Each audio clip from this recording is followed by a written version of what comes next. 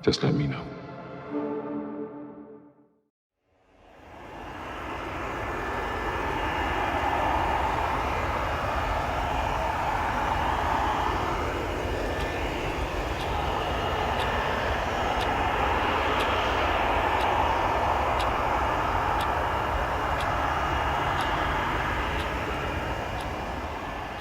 Delivery Malaysia 370, good morning. Malaysia 370, standby. At Kuala Lumpur International Airport, a Boeing 777 is preparing for departure. Malaysian 370, request level.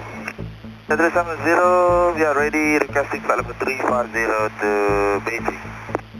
Malaysian Airlines Flight 370 is a daily passenger flight between Kuala Lumpur, Malaysia and Beijing, China. 370, 32 right of takeoff. Nice. That's alright, Malaysia, Malaysia 370, thank you. 42 minutes past midnight, Flight 370 is given clearance to depart. On board are Captain Zahari Ahmad Shah, First Officer Farik Abdul Hamid, 10 cabin crew members, and 227 passengers. Number control, Malaysian 370. Malaysian 370, Lumpur radar, good morning. Climb flight level 250. Morning, level 250, Malaysian 370. Malaysian 370, climb flight level 350. Level 350, Malaysian 370. Less than an hour into the flight, the plane is cruising over the South China Sea at an altitude of 35,000 feet. The night sky is clear and the weather is calm. Flight 370 is then instructed to signal air traffic control in Ho Chi Minh, Vietnam, as it is about to enter Vietnamese airspace.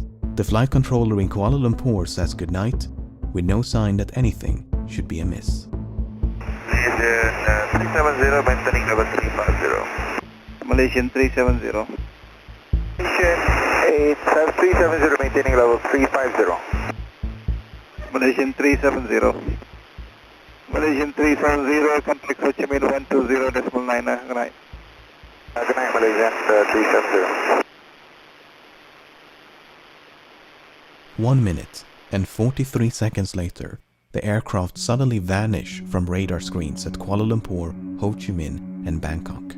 This form of positional tracking depends on a signal being emitted by one of two transponders aboard a plane, and so its disappearance would suggest both transponders ceased to function, or the system was manually deactivated by someone on board. All subsequent attempts to contact and ascertain the whereabouts of Flight 370 are unsuccessful.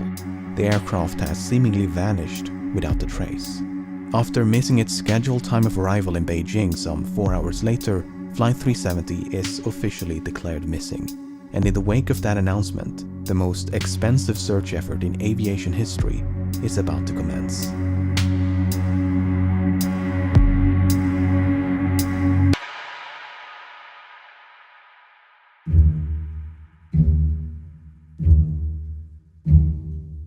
The search was initially concentrated around the location of the flight's disappearance between the South China Sea and the Gulf of Thailand. The search area was soon expanded, however, after the Malaysian military disclosed additional information. Unlike the radar system employed by air traffic control, long-range military radar does not rely on transponders but use reflectance to track the position of aerial targets. A review of the data collected by the Malaysian military revealed that moments after contact with Flight 370 was lost, the aircraft had deviated from its scheduled flight path with a subtle turn to the right, followed by a prolonged turn to the left. The aircraft had then flown back towards and across the Malaysian peninsula before turning right near the island of Penang. It maintained this northwesterly heading until it escaped the radar's coverage. Over the next few days, the Strait of Malacca, the Andaman Sea, and the Bay of Bengal was scoured by a multinational fleet of aircraft and vessels, but there was no trace of Flight 370. Meanwhile, investigators began to analyze the aircraft's satellite communication records. Like all modern airliners, Flight 370 was equipped with a satellite communications terminal, or SATCOM, to send and receive transmissions to and from the ground. Prior to departure, the SATCOM terminal had logged onto the satellite network and established a connection with a ground station in Perth, Australia. That station then maintained a detailed record of all the incoming and outgoing traffic between it and Flight 370. This is what it contained. Prior to the flight's disappearance over the South China Sea, everything appeared to be working as intended. Then, at some point during this portion of the flight, the SATCOM link was severed. For whatever reason, the terminal ceased to respond. But 3 minutes after the flight vanished over the Andaman Sea, the terminal requested to log back onto the network. The SATCOM link was successfully re-established and was not disrupted again until nearly 6 hours later, when the flight is presumed to have crashed due to fuel exhaustion. During these final hours, 2 attempts were made to contact the plane via satellite telephone. Both calls were acknowledged by the SATCOM terminal and would have been routed to the cockpit. Yet, they went unanswered. The terminal had also responded to 5 automatic status requests.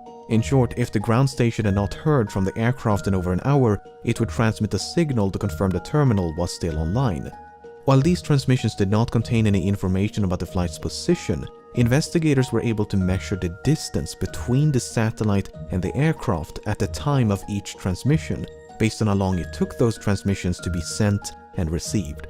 This generated 7 rings of possible locations, from which 7 of these transmissions are thought to have originated.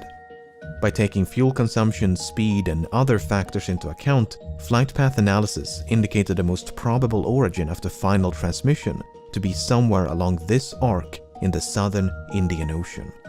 The search effort shifted accordingly, and as the region fell within the jurisdiction of Australia, the Australian government took charge of the operation. Over the next few weeks, the search area was progressively refined to account for oceanic drift as well as improved estimations of the flight path. But this part of the southern Indian Ocean is so remote it took 6 days just to get there. A new fleet of aircraft and vessels gradually covered more than 4.5 million square kilometers of ocean, but Flight 370 was nowhere to be found.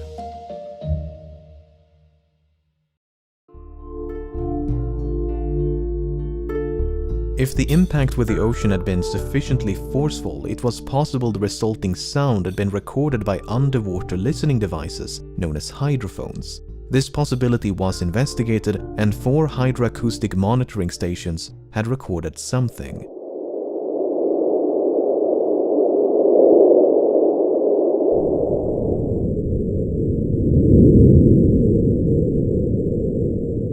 While the timing and direction of the sound were reasonably consistent with the final satellite transmission, the estimated origin was not. The sound was in all likelihood caused by nothing more than geological activity. Flight 370 was also equipped with 2 underwater locator beacons which had a battery life of some 40 days, and as the deadline approached in early April, signals with a pulse and frequency somewhat similar to the signal emitted by the beacons were detected at depths of up to 3,000 meters.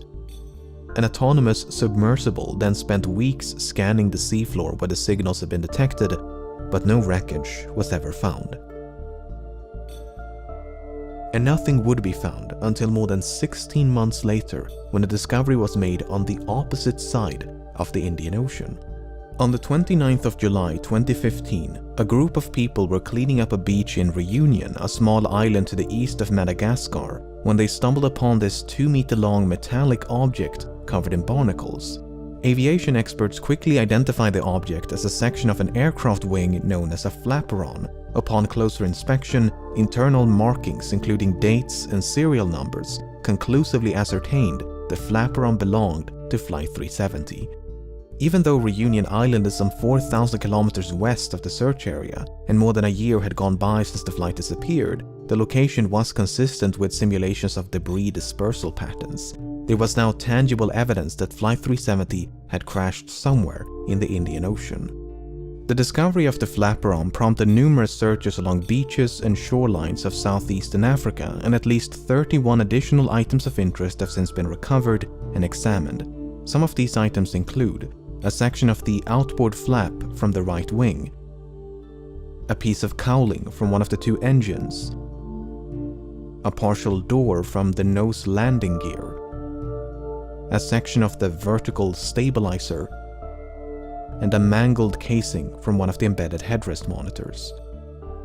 18 of these items were identified as either likely, highly likely, or almost certain to have originated from Flight 370, whereas only 3 could be confirmed. The remaining 11 could not be identified. There were no traces of an explosion found on any of the debris tested, nor was there any evidence of a fire except for 3 small burn marks on one of the unidentifiable items. The search for debris was further aided by Earth observation satellites. Analyses of satellite imagery from March of 2014 uncovered a number of images which appeared to feature man-made objects floating on or just below the surface in the southern Indian Ocean. However, the images were not nearly sharp enough to resolve any identifiable markings, and multiple searches notwithstanding, this debris was never recovered. A satellite image taken mere hours after the final transmission also captured what appeared to be a contrail some distance away from the search area. A later analysis, however, concluded it was most likely a shadow from a somewhat linear cloud formation.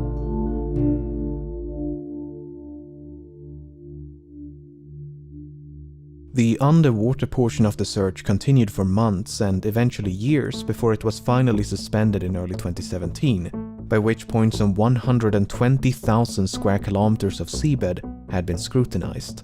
The search effort was then resumed by an American salvage company known as Ocean Infinity, but after more than a year of searching, they too came up empty-handed. Unless the final resting place of Flight 370 can be located, it may be impossible to determine exactly why it crashed. Nevertheless, there have been no shortage of theories.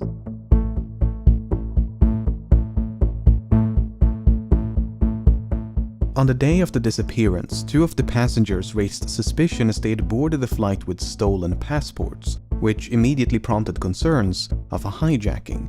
But investigators were unable to link the 2 men to any terrorist organizations and soon determined they had traveled under false identities because they were seeking asylum, not due to any nefarious intent.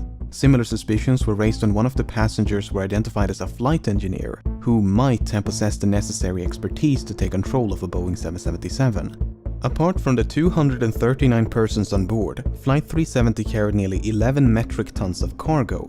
Among the items listed on the flight manifest was a shipment of lithium-ion batteries, which led some to suspect a fire might have broken out mid-flight. For instance, the crash of UPS Airlines Flight 6 in September of 2010 was the result of a fire that was ignited by a pallet of lithium-ion batteries. Another potential source of ignition would be an electrical malfunction. The crash of Swiss Air Flight 111 in September of 1998 is thought to have been caused by a fire within the electrical wiring above the cockpit. The fire damaged and disabled multiple avionics systems, including the transponders and SATCOM. In the case of Flight 370, the sudden loss of communication and subsequent deviation from its scheduled flight path might have been a direct response to a fire. The 2 pilots may have turned back towards Malaysia to attempt an emergency landing at the nearest suitable airport. But no such attempt was ever made. Instead, Flight 370 kept going and remained aloft for another 6 hours. Some have theorized the crew might have been incapacitated by a sudden or gradual loss of cabin pressure. For instance, when Helios Airways Flight 522 failed to pressurize in August of 2005, the pilots quickly fell unconscious. Yet the aircraft continued to fly on autopilot for more than 2 hours until it ran out of fuel. Airline pilots are of course trained for such an event. In the event of cabin depressurization, an automatic system is designed to deploy oxygen masks to give the pilots enough time to perform an emergency descent to a more breathable altitude. The data recorded by the Malaysian military radar does indeed contain altitude information, but it is highly inconsistent. In fact, the Boeing 777 is incapable of performing the extreme altitude fluctuations recorded. At one point, the aircraft exceeded its maximum operating altitude by more than 15,000 feet, before making a 50,000 feet nosedive in less than a minute. Attempts to recreate these maneuvers on a flight simulator were unsuccessful, and thus the data was deemed inaccurate and unreliable. If Flight 370 did lose cabin pressure at 35,000 feet, and the pilots were incapacitated before descending to a more oxygenated altitude, it might explain why the aircraft remained aloft for as long as it did.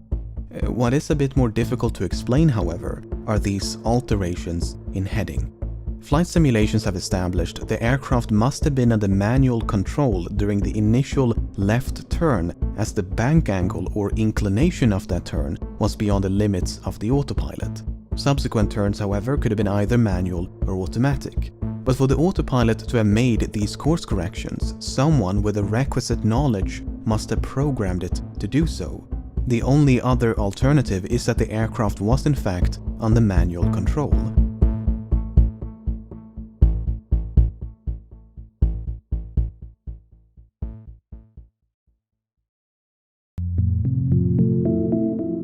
In late June of 2014, several news outlets reported that a special investigation had identified the captain of Flight 370 as a prime suspect. A search of the captain's home had uncovered a flight simulator which supposedly contained a suspicious route which ended in the southern Indian Ocean. At the time, there was no official acknowledgement that such a route had been recovered, and a lengthy public report issued by the Malaysian government in 2015 made no mention of such a discovery. Then, in 2016, confidential documents pertaining to a forensic examination conducted by the Royal Malaysia Police in May of 2014 was leaked to the media. These documents made it clear that such a route had not only been recovered, but thoroughly examined. Soon thereafter, the Malaysian government confirmed the existence of this simulated flight path, and this is what it looks like. It should come as no surprise that many regard this as damning evidence of premeditation, but according to investigators, it is not quite so evident. The data recovered consists of 7 coordinates, 2 in Kuala Lumpur, 2 in the Strait of Malacca, 1 in the Bay of Bengal, and 2 in the southern Indian Ocean.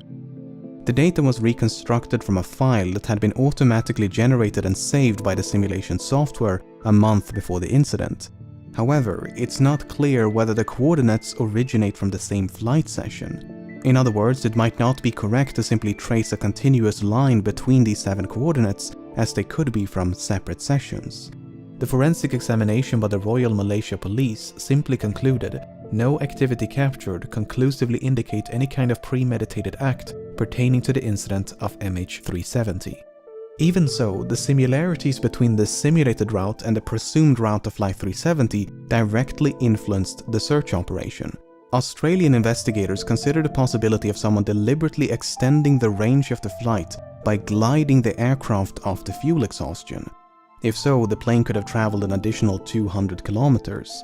Alternatively, the range could have been reduced by a controlled ditching prior to fuel exhaustion. While ultimately deemed unlikely, these 2 scenarios did affect the search effort. If the captain steered Flight 370 off course with the intention of crashing in a remote part of the southern Indian Ocean, his motive is an even greater mystery. Sahari Ahmad Shah was 53 and married with 3 children. He had more than 18,000 hours of flight experience and a spotless track record. Investigators found no evidence of financial issues, and his monthly expenses before the disappearance indicated nothing unusual. He had no history of mental illness, nor had he displayed any recent changes in lifestyle or behavior. He was raised on the island of Penang, which has led some to speculate the flight's second turn to the southwest of Penang was the captain getting a final view of his hometown. Some believe a hijacking could have been politically motivated, as Sahari was an avid supporter of a democratic opposition leader who was sentenced to 5 years in prison mere hours before Flight 370 took off. Others point to unconfirmed reports of marital issues, but this is contradicted by the official investigation and disputed by family members. The only real inconsistency noted by the final report is that the captain failed to repeat the assigned radio frequency during the last verbal communication. Malaysian 370, contact Ho Chi Minh 120.9. Good night. Good night, Malaysian 370. It would have been standard procedure to repeat the assigned frequency as the captain had correctly done a few minutes prior. 370, contact Lampur radar 1326, good night. Alright, 1326 Malaysian 370. Whether this omission is indicative of anything but a mistake is anyone's best guess. By all accounts, Captain Sahari was an affable and well-respected pilot who was passionate about aviation, as evident by the photos and videos he shared on social media. Hi everyone, this is a YouTube video that I made as a community service Learning. The co-pilot was found to be even less conspicuous. Farik Abdul Hamid was only 27 and due to marry a fellow pilot. He had nearly 3,000 hours of flight experience, although only 39 hours in this type of aircraft. Much like Zaharie, Farik had no financial, mental or interpersonal issues of note, nor was there any evidence of conflict between the two of them. Some questioned the plausibility of a pilot-instigated hijacking due to the apparent lack of interference by the other pilot. Well, when Ethiopian Airlines Flight 702 was hijacked by the co-pilot in February of 2014, he did so by merely waiting for the captain to take a bathroom break before locking the cockpit door behind him. The co-pilot was then free to divert the Italy-bound flight to Switzerland to seek asylum. The only noteworthy piece of evidence in regards to the co-pilot of Flight 370 is his phone. You see, when the confidential documents were leaked, they also confirmed another long-circulated rumor, namely that a cell phone tower had briefly established a connection with an iPhone 5S belonging to the co-pilot as Flight 370 approached the island of Penang. According to investigators, it was not a phone call as has been widely reported by the media, but merely an automatic location signal. Why this information was omitted from public reports, we may never know. So what is one to make of all of this?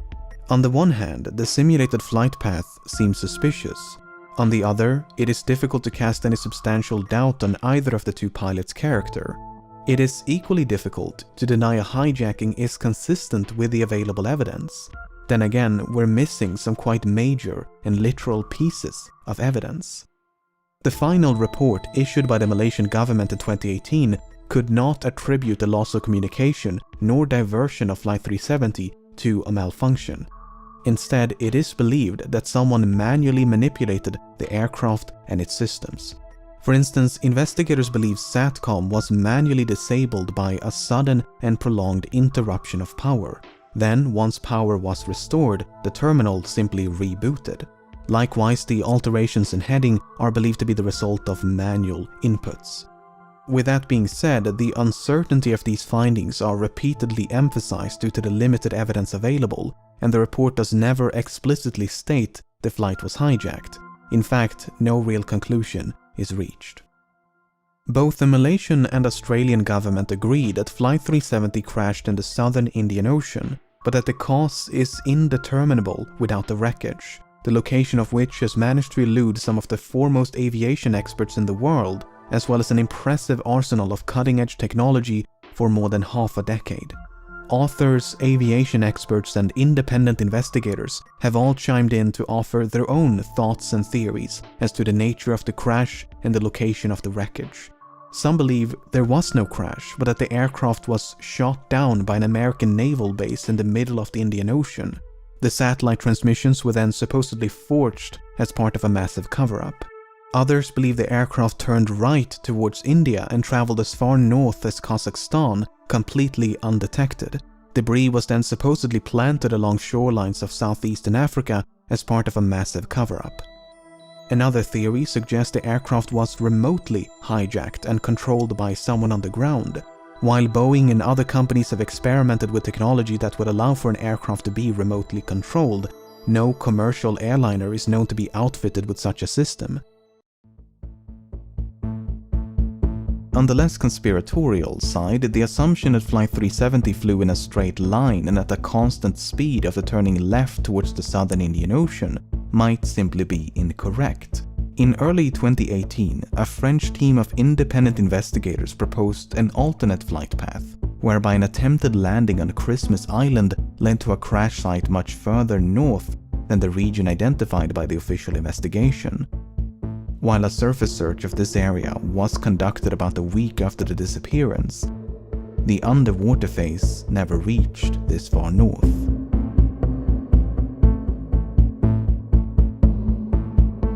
As of the making of this video, the search operation has been suspended, but there have been talks of potentially resuming the search. For now, it seems, the vanishing of Flight 370 will remain a mystery.